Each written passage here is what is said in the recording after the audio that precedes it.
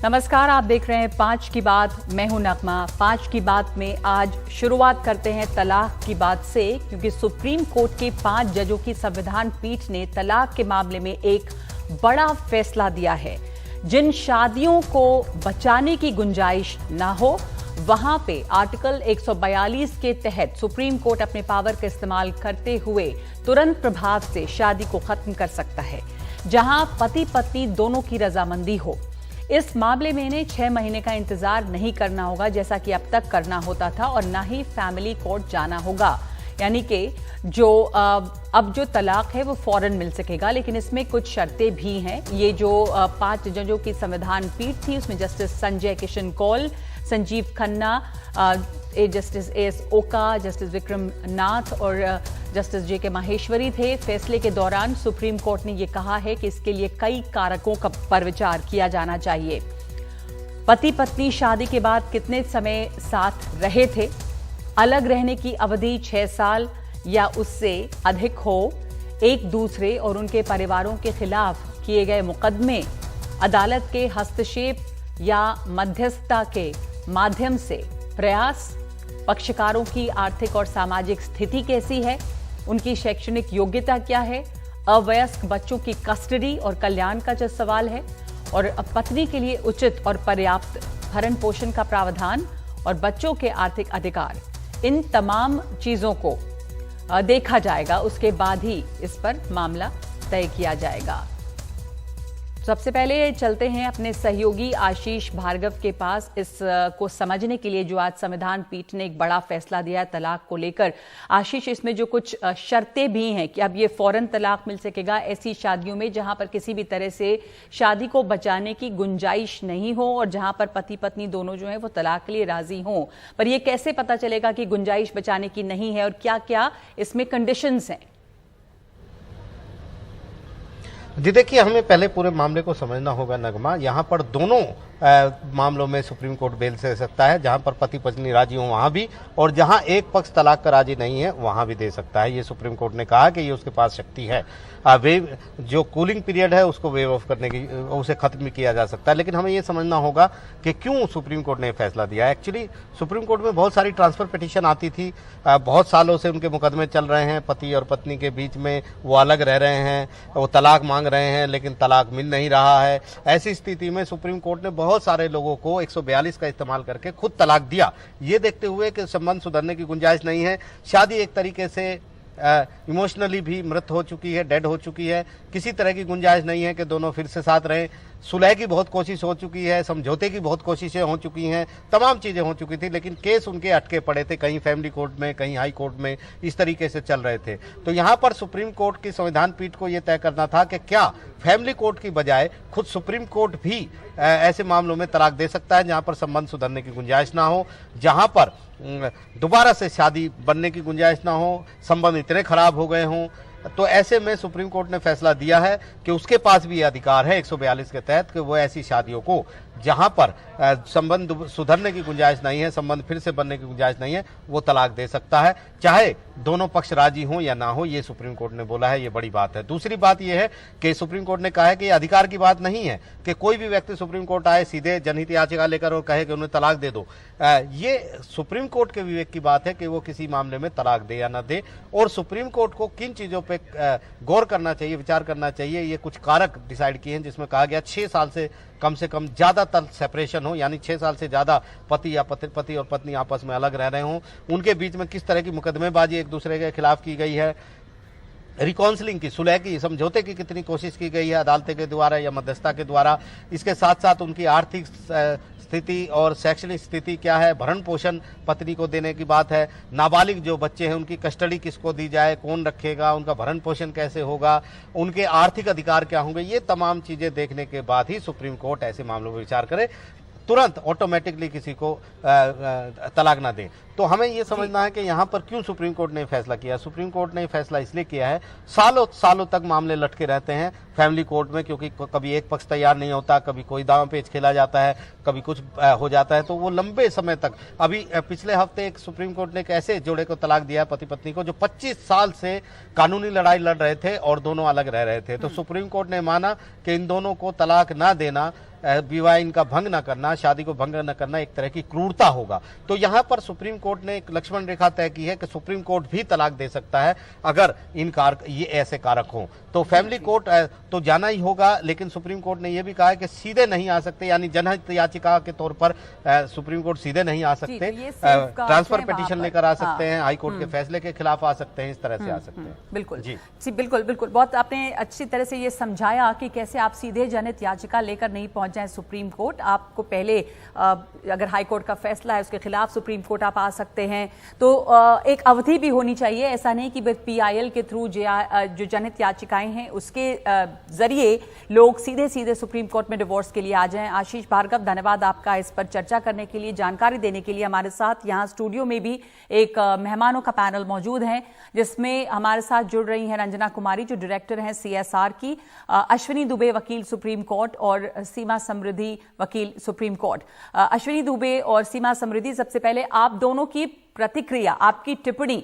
जैसा आशीष ने हमें बताया कि कभी बहुत लंबे भी मामले चलते थे, 25-25 साल डिवोर्स के मामले चल रहे हैं और दोनों पक्षों को भी परेशानी होती थी या एक पक्ष दूसरे पक्ष को परेशान करने के लिए भी इस्तेमाल करता था, तो जो लंबी प्रक्रिया चलती थी वो अब खत्म हो सकती है। अश्विनी जी, आप कैसे देखते हैं इस फैसले को?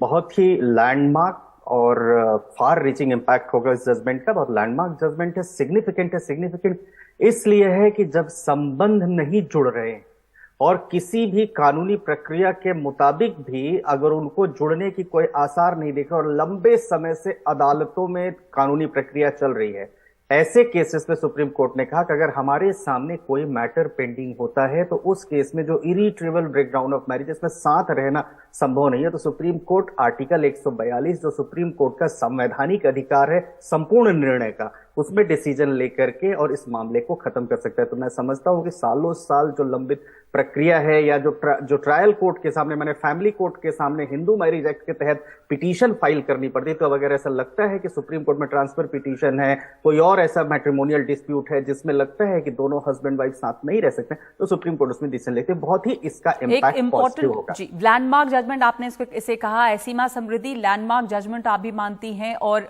इसमें इसके तहत जो परेशानियां लंबे खिंच रहे मामलों से होती थी, क्या आपको लग रहा है कि इससे लोगों को छुटकारा मिलेगा या इसके मिसयूज होने का भी कुछ खतरा है? सुप्रीम कोर्ट ने हालांकि ये बात साफ कही है कि जनहित याचिकाएं लेकर लोग सुप्रीम कोर्ट ना आ जाएं डिवोर्स के लिए, ये भी ध्यान रखना होगा।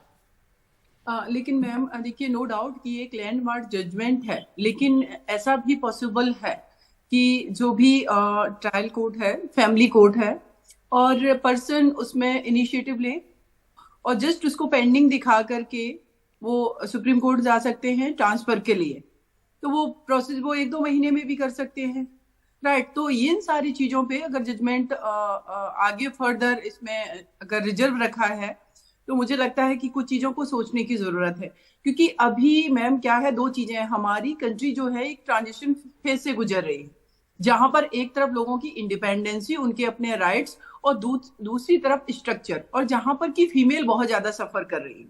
अब उनके बच्चों का मेंटेनेंस, फीमेल का उनका एलिमनी, ये सारे इशूज ऐसे हैं मैम कि नो डाउट इसमें 25-20 साल तक, 15 साल तक जो मैटर पेंडिंग थे वो दोनों पार्टी सफर कर रही थी, और सुप्रीम कोर्ट ऑफ इंडिया 142 का जो है राइट का यूज करके कर सकते हैं ये सारी चीज, राइट। लेकिन इन सारी चीजों पर भी ध्यान देना बहुत जरूरी है। किन चीजों के बारे में आप कह रही हैं कि अभी सोचना जरूरी है, यानी कि कहां पे आपको आशंका है? मैम देखिए, नो डाउट अभी आपने भी कहा जैसे कि मिसयूज हो सकता है। अब इसमें सपोज दैट कोई पर्सन है, उसने एक पिटीशन फाइल की कि मुझे डिवोर्स चाहिए अपनी वाइफ से, उसने फैमिली कोर्ट में फाइल कर दिया पिटीशन, और उसको वो चाहता है कि हम ट्रांसफर करा, या वो दूसरी पार्टी ने कहीं फाइल किया, वो चाहता है ट्रांसफर करा ले, तो विद इन वो 15 डेज फाइलिंग के बाद सुप्रीम कोर्ट ऑफ इंडिया में ट्रांसफर के लिए लगा सकता है, अगर किसी अदर स्टेट का मैटर है, और लगा करके वो कहेगा कि नहीं, इसमें चूंकि ये आपका जजमेंट है कि 6 मंथ्स का जो पीरियड है, 6 to 18 मंथ्स का, उस पीरियड को मैंडेटरी नहीं है अब उसका, अगर दोनों पार्टी की कंसर्न है या कोर्ट को ऐसा लगता है, और बहुत सारी चीजें मैम मिस इंटरप्रिटेट नहीं, मैनिपुलेट करके चीजें कोर्ट तक पहुंचती हैं। और जहां पर अगर फीमेल कोई वीक है वो कैसे उसको जस्टिस मिलेगा। लेकिन इस आज समय की भी मैं जो एक एग्जाम्पल मैं बता रही हूँ। आज मेरे बताइए। पास एक उत्तर प्रदेश का केस आया, सुप्रीम कोर्ट ऑफ इंडिया का मैटर है। मैंने उनसे कहा कि, उन्होंने कहा मेरे पास बिल्कुल खर्चा नहीं है। मैंने कहा आप वेट कर लो, कल हम आपको सुप्रीम कोर्ट में मिलते हैं। उनका कहना था कि मैम आपके ऑफिस से रेलवे स्टेशन तक जाने तक का हमारे पास किराया नहीं है। मैम लोग नहीं सुप्रीम कोर्ट ऑफ इंडिया तक भी आ सकते हैं। वो किस तरीके से, उनकी बहुत सारी चीजें, एंगल्स देखने की जरूरत है, जहां हमारी फीमेल अभी socially, mentally, emotionally and financially strong नहीं आपको है। लगता है कि ये महिलाओं के खिलाफ इस्तेमाल हो सकता है? रंजना जी, क्या आपको भी ये आशंका है? या अभी का जो डिवोर्स का कानून था उसमें क्या ऐसा था जो कि महिलाओं को सुरक्षा मिल रही थी? आई थिंक सीमा ने इंगित किया है जो समस्या इससे हो सकती है, लेकिन मैं इस फैसले का स्वागत करती हूँ।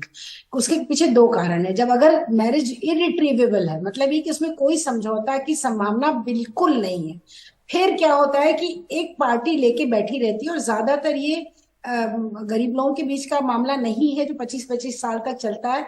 मैं केस को जानती हूँ, जो एक पुलिस ऑफिसर है और हस्बैंड भी पुलिस ऑफिसर है, और दोनों ने एक दूसरे को लटका के रखा हुआ है। तो बहुत सारे इस तरह के केसेस हम लोगों ने देखे अभी नोएडा में, मतलब बहुत सारे केसेस जिसमें कि वो बस बोल देंगे नहीं मैं नहीं दूंगी तुम क्या कर लोगे, या मैं नहीं दूंगा डिवोर्स तुम क्या कर। तो ये एक म्यूचुअल कंसेंट जहां पर है, मतलब है कि दोनों की का राजीनामा है, और जो कारक तय किए गए बहुत अच्छे हैं। उसमें देखिए महिला का भी ख्याल किया गया है, उसमें कहा गया है। तो उस परिस्थिति में अगर उन कारकों को सामने रखते हुए अगर 142 का इस्तेमाल सुप्रीम कोर्ट करती है, तो बहुत सारे ऐसे लंबित मामले हैं जिनमें कोई नहीं, साथ रहते ही नहीं है। अब इन्होंने कहा 6 साल, ऐसे भी मामले हैं 10 साल, 20 साल, 15 साल साथ नहीं रह रहे, और बार बार आप फैमिली कोर्ट में जाते हैं। फैमिली कोर्ट में किसी तरह का फैसला नहीं होता है। हम लोग के बहुत सारे अनुभव ऐसे हैं जो कि फैमिली कोर्ट उनको खाली लंबित करता रहता है, अगली डेट पर आई है, उसके बाद वो तारीख नहीं मिल रही है। मतलब ये कि गरीब के लिए भी, मैं सब तरह की महिलाओं के लिए देख रही हूँ कि वो उनको फैसला नहीं मिलता। तो कम से कम अब ये विशेषाधिकार का अगर सुप्रीम कोर्ट करता है, और ये कोई सीधा आप नहीं जा सकते हैं सुप्रीम कोर्ट, तो ये भी ध्यान में रखने वाली बात है कि बहुत ही ऐसे फैसले जो नीचे हो जाएंगे लोअर कोर्ट्स में, जो ऐसे फैसले जिनमें कि दोनों पार्टियां अड़ी हुई हैं और वो फैसले को होने नहीं देना चाहते किसी भी तरह से, उसके पीछे संपत्ति बहुत बड़ा कारण होता है। उसके पीछे इनहेरिटेंस बहुत बड़ा कारण होता है। तो अगर ये सब चीजें वहां पर शामिल हैं तो फिर तत्काल फैसला होना चाहिए। अगर दो लोग एक साथ नहीं रहना चाहते हैं, मैं मानती हूं तो तत्काल फैसला होना चाहिए कि अभी भी जो दूसरे कोर्ट हैं, फैमिली कोर्ट हैं, लोअर कोर्ट्स हैं, वहां पर इन डिवोर्सेस, तलाक की गुंजाइश है। अगर वहां मामला नहीं बनता, और ये भी है कि आप सीधे PIL के जरिए नहीं आ सकते, तो सुप्रीम कोर्ट ने तमाम बातें साफ की हैं। कुछ कारकों की भी बात की गई, उसमें एक ये भी है कि दोनों ही तरफ से लोग अगर तैयार हो, दोनों की रजामंदी हो, तो वैसे में जब आपने अभी रंजना जी कहा कि ऐसे भी मामले होते हैं कि दोनों पक्ष एक दूसरे को परेशान करने के लिए, जिसमें इनहेरिटेंस, प्रॉपर्टी, तमाम तरह की वजूहात हो सकती हैं, वो अगर लटका के रखते हैं, तो अब यहाँ पे क्या ये मसला हल हो सकेगा? क्योंकि यहाँ पर भी तो एक म्यूचुअल कंसेंट की जरूरत है। तो सुप्रीम कोर्ट क्या इन मामलों को भी हल कर पाएगा जहां पे लोग लंबे समय से अलग हैं, पर नियत ये है कि हम मामले को खींचे? नहीं, देखिए उसमें क्या है, जो 142 का विशेषाधिकार है सुप्रीम कोर्ट का, उसमें उनको फैसला देना है, उनको तय करना है कि भाई किस तरफ क्या ज्यादा सही है क्या नहीं। बच्चों के आर्थिक अधिकार की बात भी कही गई है, महिला के अधिकार की बात कही गई है। सब चीजों को देखते हुए अगर सुप्रीम कोर्ट फैसला उसको लेना ही है, उसको तय करना ही है कि इसमें क्या होगा, तो ये एक तरह से बहुत अच्छा है। क्योंकि लंबे समय तक लंबित मामलों का कोई मतलब होता नहीं है, वो खाली एक दूसरे को उलझाने के लिए रखे जाते हैं। तो इसमें म्यूचुअल कंसेंट, देखिए इररिट्रीवेबल ब्रेक डाउन ऑफ मैरिज, मतलब उसमें कोई समझौता होने की संभावना ही नहीं होती है।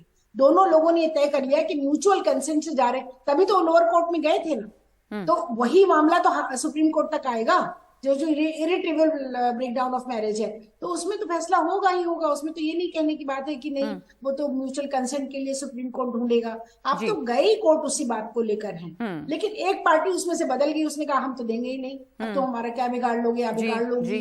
तो ये बात इस समय ठीक नहीं है। हाँ, ये ठीक नहीं है। इसलिए मैं बहुत स्वागत करती हूँ कि कम से कम फैसले सामने आएंगे और इस तरह की जिंदगियां जो दोनों तरफ लटकी रहती हैं वो उचित नहीं है। महिलाओं के लिए भी बहुत बड़ी समस्या है कि वो उनको भी मौका ही नहीं मिलता है कि वो आगे अपनी जिंदगी कर सकें। नौकरियां छूट रही हैं, बच्चे छूट रहे हैं, मतलब बहुत कुछ समस्याएं महिलाओं के भी जीवन में आती है क्योंकि तलाक तय नहीं होता है।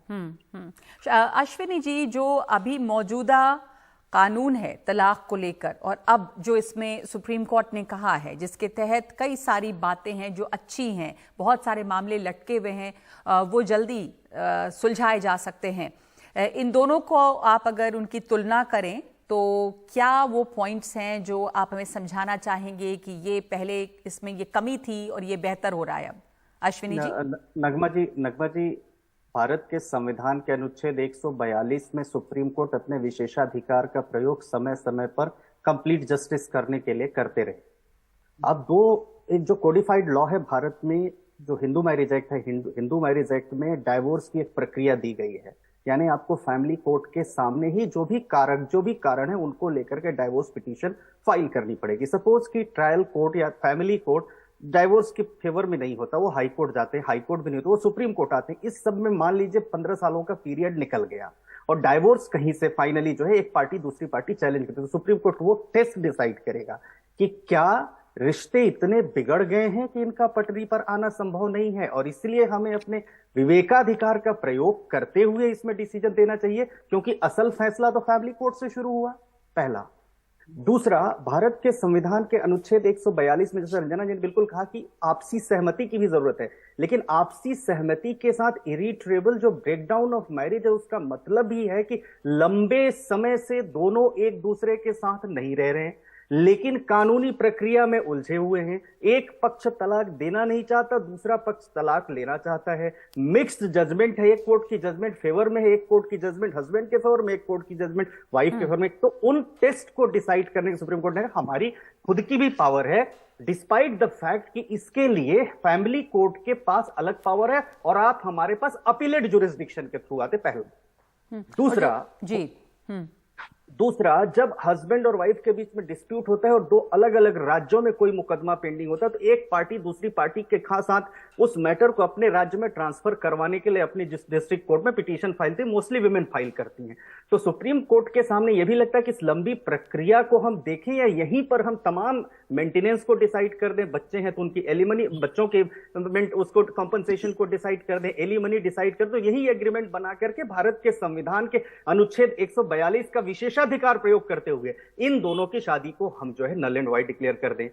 तीसरा जो सबसे इंपॉर्टेंट पहलू है 6 महीने का कूलिंग पीरियड, क्योंकि अगर आप म्यूचुअल कंसेंट से भी आते हैं तो 6 महीने का कूलिंग पीरियड पहली पिटीशन और दूसरी पिटीशन के बीच में होना चाहिए। सुप्रीम कोर्ट ने कहा ये कूलिंग पीरियड की भी जरूरी नहीं है, तो आप सर्कमस्टांसेस को और कारणों को और कारकों को डिसाइड करिए, और इन तीनों के अगर लगता है सुप्रीम कोर्ट को कि हमें इस रिश्ते को आगे नहीं रखा जा सकता, बहुत डिस्प्यूट हो गया, बहुत समय बीत गया, बहुत सारा समय खर्च हो गया, तो उन परिस्थितियों में सुप्रीम कोर्ट कहता है हमारी कूलिंग पीरियड वाली बात आपने कही, उसके ऊपर सीमा जी मैं आपकी टिप्पणी चाहूंगी कि ये दो तरह से इसको देखा जा सकता है कि एक तो वो कूलिंग पीरियड कई लोगों के लिए बेहतर भी होता था कि एक समय मिल जाता है सोचने का, पर ये जो 6 महीने का कूलिंग पीरियड अनिवार्य नहीं है, ये किस तरह प्ले आउट कर सकता है सीमा जी?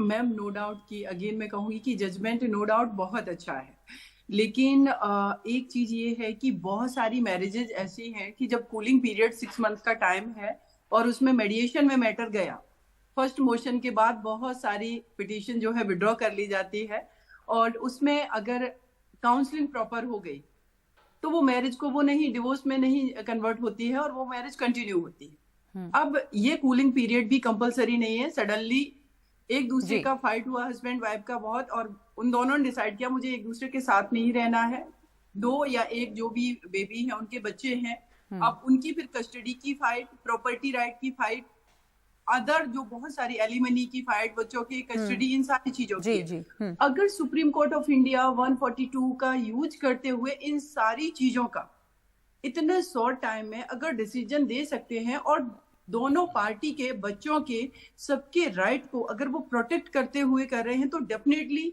ये स्वागत योग कदम है। अदरवाइज मैम, एक चीज ये भी है कि हमें फैमिली जैसे इंस्टीट्यूशन को बचाना है जी। ये माननीय सर्वोच्च न्यायालय आपने रेप बिल्कुल वाले जो मैरिटल आपको रेप एक मैम, अंदेशा है, आपने उसकी तरफ इशारा किया कि फैमिली जो एक स्ट्रक्चर है, फैमिली जैसा जो इंस्टीट्यूशन है, उसको बचाना है, तो क्या इसके ऊपर ऐसा लगता है रंजना जी आपको कि असर पड़ सकता है? क्या डिवोर्स या तलाक की दर जो है उसको बढ़ सकती है अगर इस तरह के जल्दी जल्दी डिवोर्सेस होने लग जाएंगे, या फैमिली स्ट्रक्चर को कोई खतरा पहुंचता है इससे? असल में सुप्रीम कोर्ट ने भी कहा है कि सामाजिक बदलाव में थोड़ा समय लगता है, ये स्वीकार किया है उन्होंने, और शायद इसी तरफ ये इशारा या इंगित करता है। लेकिन मैं इस बात से बहुत सारे वर्षों से इस काम को देख रही हूँ, कर रही हूँ, लोगों की मदद कर रही हूँ, महिलाओं की, तो मुझे लगता है कि अक्सर ऐसा हो रहा है आजकल खास तौर से कि महिलाएं इस विवाह का कोई मतलब नहीं होता है।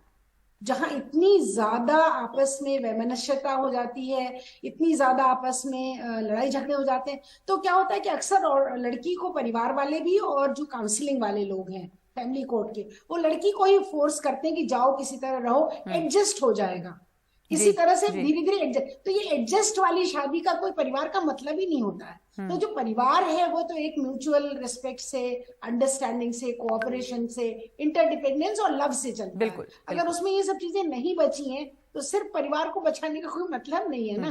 परिवार को जाने दीजिए, परिवार कि हम तो कानूनी परिवार को बचा के रखें, इसका कोई मतलब नहीं है अगर परिवार की जो बुनियादी शर्तें हैं वो पूरी ना हो। बहुत शुक्रिया आप तमाम लोगों का अपना अपना मत रखने के लिए। इस बहुत ही अहम विषय पर बहुत बड़ा फैसला है आज सुप्रीम कोर्ट की संविधान पीठ का, जिसमें ये कहा गया है कि जो 6 महीने का अनिवार्य एक कूलिंग पीरियड दिया जाता था किसी भी डिवोर्स में, फैमिली कोर्ट में जाना होता था, वो अब अनिवार्य नहीं है। लोअर कोर्ट्स या फैमिली कोर्ट से जब सुप्रीम कोर्ट में मामला पहुंचता है तो सुप्रीम कोर्ट अपने विशेषाधिकार का इस्तेमाल करते हुए फैसला दे सकता है तलाक के मामलों में भी। तो 5 की बात में इस वक्त एक ब्रेक लेंगे हम और उसके बाद आज दिन की दूसरी बड़ी खबर, कर्नाटका चुनाव के लिए बीजेपी ने जारी किया अपना घोषणा पत्र, जिसमें हिंदुत्व के एजेंडे के साथ और कई लुभावने वादे हैं।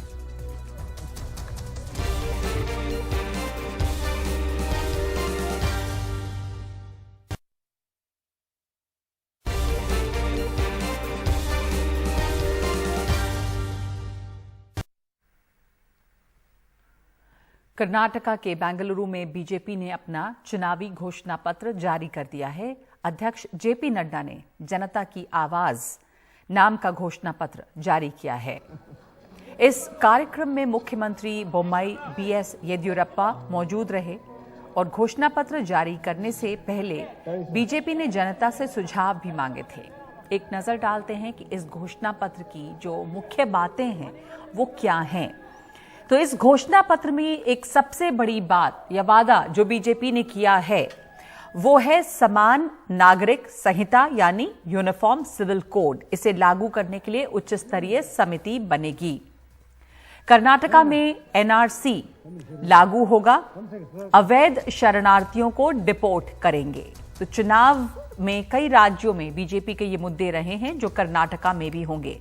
यूनिफॉर्म सिविल कोड और एनआरसी, सबको न्याय, किसी का तुष्टीकरण नहीं, और 4% मुस्लिम कोटा कर्नाटका में हटाया गया है। वोकालिंगा और लिंगायत का आरक्षण 2-2% बढ़ाया जाएगा, ये चुनावी वादा है। मंदिर प्रशासन को पूर्ण स्वायत्तता देने के लिए भी कमेटी का गठन होगा। दूसरे दलों पर रेवड़ियां बांटने का आरोप लगाने वाली बीजेपी ने खुद भी कई लोक लुभावन वादे किए। बीपीएल परिवारों को हर साल मुफ्त 3 गैस सिलेंडर मिलेंगे, ये चुनावी वादा किया गया है। बीपीएल परिवारों को रोज आधा किलो नंदिनी दूध भी मिलेगा। बीपीएल परिवार को हर महीने 5 किलो श्री अन्न श्री धन्य राशन किट। हर वार्ड में एक क्लिनिक, नमा क्लिनिक बनेगा। वरिष्ठ नागरिकों के लिए हर साल मुफ्त हेल्थ चेकअप करवाया जाएगा। विधवा पेंशन 800 रुपए से बढ़ाकर 2000 रुपए किए जाएंगे। अनुसूचित जाति की महिलाओं के नाम 10,000 की एफडी की जाएगी। 30 लाख महिलाओं को मुफ्त बस पास मिलेंगे। गरीबों को तीर्थ यात्रा के लिए एक मुश्त 25,000 रुपए। किसानों को बीज के लिए 10,000 रुपए। 5 लाख तक के लोन पर कोई ब्याज नहीं।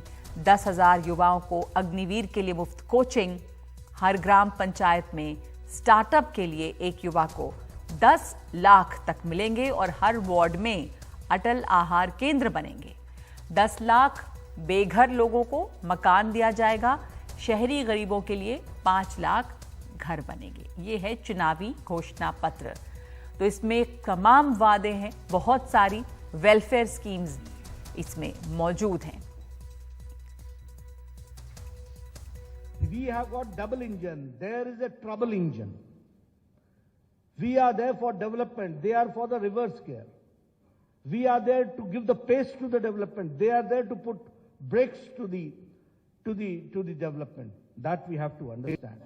When I talk about the double engine, we are delivering best without rest. It was under Chief Minister Bomeji that the SC got the reservations, scheduled caste got the reservation enhanced from 15% to 17%, 2% enhanced. And the ST got from 3% to 7% and 4% was enhanced. The Vokalingas reservation was enhanced by 2%. The Lingayats reservation was enhanced by 2% under the 2D category and the Vokalingas in the 2C categories. And here I would like to say, justice to all, appeasement to none. And so the unconstitutional reservation given to minorities was repealed. ये जो manifesto है, how it is going to help the BJP? Sir, this is very good manifesto. You have covered almost all the community, SC, ST, women and farmers and everything. So on that basis, we are going to win 135 to 140 seats. We are going to form next government. Karnataka में चुनाव की तारीख नजदीक आते ही प्रचार में भी काफी तेजी आई है। तुमकुरू में जहां गृह मंत्री अमित शाह ने रोड शो किया है, कांग्रेस नेता राहुल गांधी भी वहां रैली करते नजर आए। अमित शाह ने अपने रोड शो में मुस्लिम आरक्षण के मुद्दे पर कांग्रेस पर हमला बोला, तो राहुल गांधी ने भ्रष्टाचार के मुद्दे पर बीजेपी को घेरा। कर्नाटका में 10 मई को वोट डाले जाने हैं और नतीजे 13 मई को आएंगे।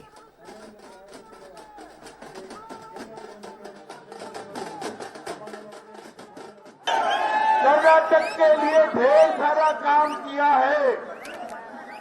हमने 4% मुस्लिम रिजर्वेशन, 4% मुस्लिम रिजर्वेशन खत्म कर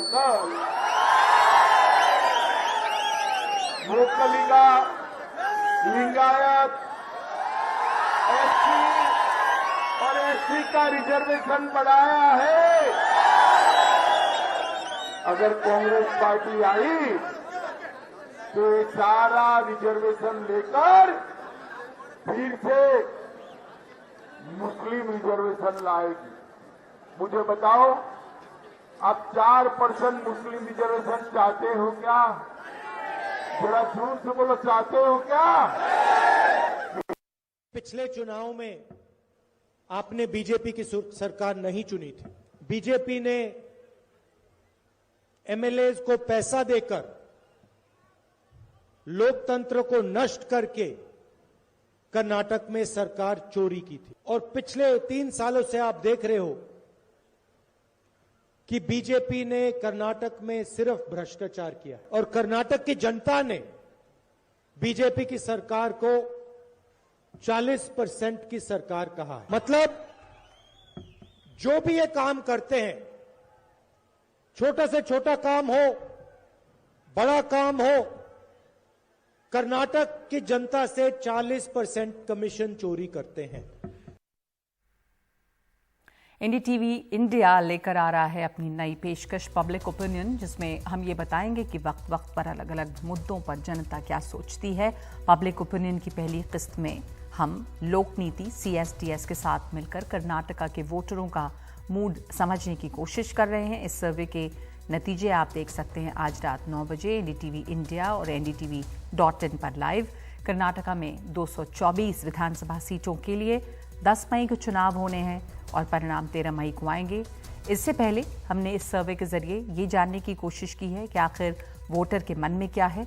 हमने कर्नाटका की जनता से पूछा है कि कर्नाटका में किस पार्टी को बढ़त मिलने जा रही है, किसे अगला मुख्यमंत्री होना चाहिए, राज्य के लोगों के लिए सबसे अहम मुद्दा क्या है? ये एनडीटीवी और सीएसडीएस का ओपिनियन पोल है। आपके लिए एक अनूठा सर्वे, जनता बोले किसका होगा कर्नाटक, आज रात 9 बजे।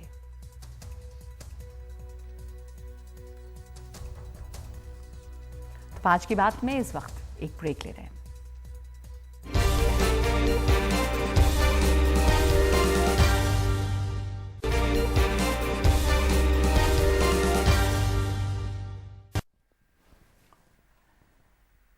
एक मई है आज और मजदूर दिवस है, और इसी मौके पर महाराष्ट्र में महाविकास अघाड़ी अपना शक्ति प्रदर्शन कर रही है। मुंबई में इस रैली को बीएमसी चुनाव को लेकर एमवीए यानी कि महाविकास अघाड़ी की तैयारियों के तौर पर देखा जा रहा है।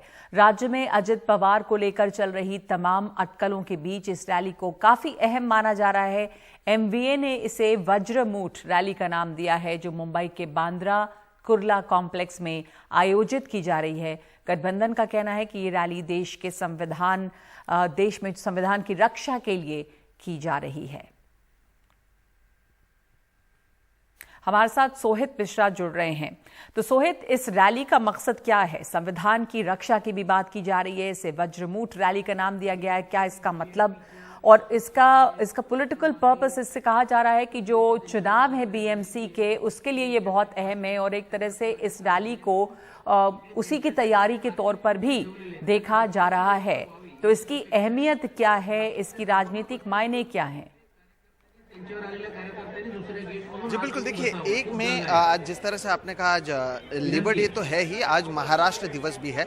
आज ही के दिन महाराष्ट्र की रचना की गई थी, तो इसलिए भी ये महत्वपूर्ण है। स्टेज की अगर बात करें तो जिस तरह से आपने कहा, ये इसलिए महत्वपूर्ण है क्योंकि पिछले कुछ हफ्तों से जो विपक्ष है उसकी एकता को लेकर कई सारे अटकलें लगाई गई। ये कहा गया कि अजित पवार और बीजेपी के बीच में जो नज़दीकियां हैं वो बढ़ रही हैं, लेकिन आज यहाँ पर अगर आप स्टेज पर नजर डालें तो जो तीनों पार्टियां हैं उनके जो नेता हैं वो यहाँ पर आने वाले हैं, और जिसमें अजित पवार भी शामिल होंगे। तो एनसीपी, कांग्रेस और शिवसेना उद्धव बाला साहेब ठाकरे, ये तीनों जो पार्टियां हैं उनके जो प्रमुख हैं उनकी यहाँ पर तस्वीरें लगाई गई हैं। बाला साहेब ठाकरे की यहाँ पर तस्वीर लगाई गई है और उसी के नीचे लिखा गया है कि संविधान बचाने के लिए महाविकास आघाड़ी की ये विराट जाहिर सभा है।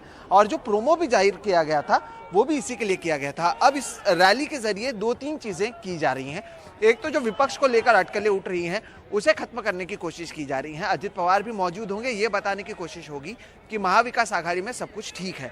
दूसरी बात यह है कि बीएमसी में जो चुनाव हैं वो 1 साल पहले हो जाने चाहिए थे, लेकिन अब तक हुए नहीं। 25 सालों से वहां पर शिवसेना सत्ता में है, लेकिन अब शिवसेना के ही 2 गुट हो गए हैं और जो नाम और शिवसेना का चुनाव चिन्ह है वो एकनाथ शिंदे के पास है। उद्धव ठाकरे का जो घर है यहाँ से महज लगभग ज्यादा से ज्यादा 1 किलोमीटर दूर होगा। ऐसे में उनकी कोशिश होगी एक शक्ति प्रदर्शन करने की। जो भीड़ है वो आने की शुरुआत यहाँ पर हो चुकी है, मुंबई के बांद्रा कुर्ला कॉम्प्लेक्स में हो रहा है। और हाल ही में महाराष्ट्र में एपीएमसी के चुनाव हुए, जहां पर महाविकास आघाड़ी का जो प्रदर्शन रहा है वो बीजेपी और एकनाथ शिंदे की शिवसेना से काफी बेहतर रहा है। ऐसे में एक मजबूत विपक्ष किस तरह से इनसे लड़ सकती है ये बताने की कोशिश की जा रही है। जो वज्रमूठ है उसका मतलब अंग्रेजी में होता है आयरन फिस्ट, हिंदी में अगर उसको ट्रांसलेट करें तो लोहे के मुट्ठी के तौर पर उसे देख सकते हैं, और इसलिए आप वहां पर देखेंगे उस तरह से कुछ बनाया भी गया है मंच के ऊपर। और भी कई सारी तैयारियां हैं, इसके जरिए विपक्ष की कोशिश होगी। देखिए, उद्धव ठाकरे तो कहते ही हैं कि जो सरकार बनी है वो लीगल सरकार नहीं है, वो उसे एक इलीगल सरकार मानते हैं। ऐसे में वो एक मुद्दा होने वाला है। इसके अलावा भी और कई मुद्दे होंगे जिसे लेकर उनकी ओर से यहाँ पर हमला किया जाएगा बीजेपी और एकनाथ शिंदे पर। दूसरी तरफ एक और महत्वपूर्ण चीज ये, हमने हाल ही में देखा किस तरह से नवी मुंबई में जब एक महाराष्ट्र भूषण की सभा हुई थी, वहां पर धूप में 15 लोगों की मृत्यु हुई, तो उसकी भी व्यवस्था यहाँ पर की गई है, पानियों की व्यवस्था की गई है, वॉलंटियर्स यहाँ पर रखे गए हैं। तो एक चुनाव के तौर पर अगर देखें तो महत्वपूर्ण है ही। उद्धव ठाकरे के पास अब ना ही शिवसेना नाम और चुनाव चिन्ह है, बीएमसी चुनाव से पहले ये रैली है, और विपक्ष की एकजुटता बताने के लिए भी काफी अहम है, खास तौर पर तब जब एपीएमसी चुनावों में विपक्ष ने अच्छा प्रदर्शन किया है। तो उन सारी चीजों का जिक्र आज इस रैली में होगा, जिसकी शुरुआत अब से कुछ समय में की जाएगी। तीनों पार्टियों के 2-2 नेता यहाँ पर भाषण करेंगे, और जो आखिरी भाषण होगा वो उद्धव ठाकरे का होगा। आखिरी भाषण उद्धव ठाकरे का होगा। तीनों ही पार्टियों के नेता यहाँ पर भाषण करने वाले हैं, पूरी तैयारी है। सोहित, धन्यवाद आपका। ये दिखाने के लिए यहाँ पर तैयारियां चल रही हैं इस रैली की, और जो वहाँ चुनाव होने हैं उसको लेकर एक तैयारी के तौर पर देखा जा रहा है ये महाविकास अघाड़ी की जो आज रैली है।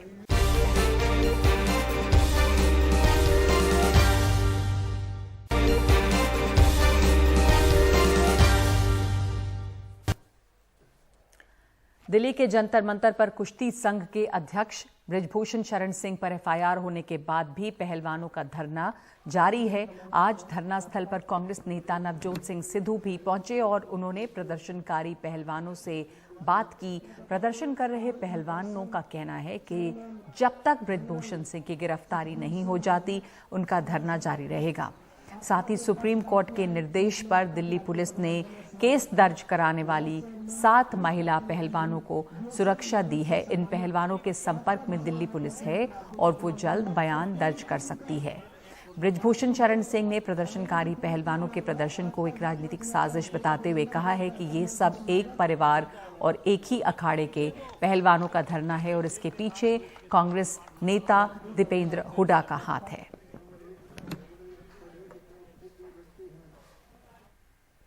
आज की बात में आज के लिए इतना ही। नमस्कार।